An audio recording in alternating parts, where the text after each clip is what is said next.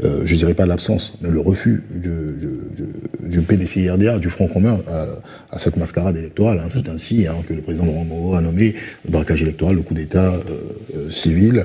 Et le président du PDCI a dit on ne s'exprime pas de la même façon, mais nos idées convergent dans ce sens-là. Moi j'aimerais que le président Tidjane Thiam, solennellement, s'adresse aux Ivoiriens, parce que des gens diront que c'est un moment particulier parce qu'il y a un contexte électoral, mais c'est un moment aussi où les lois et la Constitution est piétinée. Je vous remercie, parce que j'étais un peu triste, en fait, du ton léger de notre conversation, on plaisantait, alors qu'il y a des gens qui croupissent en prison. Et je ne veux jamais l'oublier. Bon, c'est vrai que on ne peut pas en parler tout le temps, mais en tout cas, sachez que vraiment, c'est présent dans mon esprit à chaque instant, chaque nuit, chaque moment, j'y pense. J'ai envoyé encore un message à certains de nos prisonniers, là, hier. Donc, un message, je peux le résumer, je l'ai dit, je le crois. J'ai dit, une autre Côte d'Ivoire est possible, et elle sera. Une autre Côte d'Ivoire est possible, et elle sera. Le message que j'ai pour nos compatriotes, c'est qu'il faut garder espoir. Je sais que c'est difficile. Quand on traverse une période comme celle qu'on traverse aujourd'hui. Et M. Navarro, vous m'avez dit, est-ce que vous ne prêchez pas dans le désert? Oui. Le prophète Mohamed, il a commencé avec un esclave noir, Bilal, et un chien. Et aujourd'hui, l'islam. Et je le dis souvent, quand je suis allé à Shanghai, la première fois en 1984, je suis allé dans la salle où le Parti communiste de Chine a été fondé, il y avait 6 chaises. Ils étaient 6. Regardez la Chine aujourd'hui. Okay.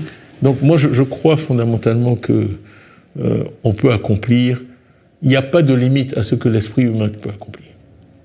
Donc aujourd'hui, nous sommes dans une situation difficile, mais je crois dans l'homme, je crois dans l'Ivoirien.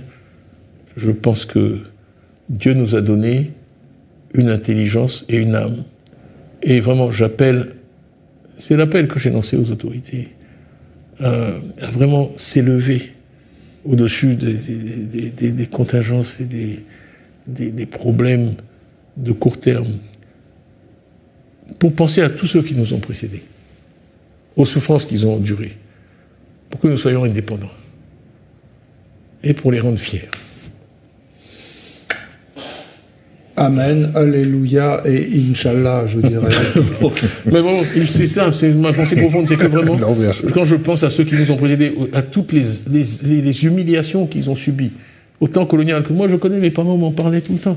Mais alors, on ne peut pas aujourd'hui se donner un spectacle de la sorte avec des jeunes qui sont l'avenir, qui sont la richesse du pays, qui sont battus, emprisonnés. Pourquoi? Parce qu'ils ont une opinion donnée. Alors, respectons-nous les uns les autres, je dirais aimons-nous les uns les autres, et arrêtons de diaboliser certains d'entre nous.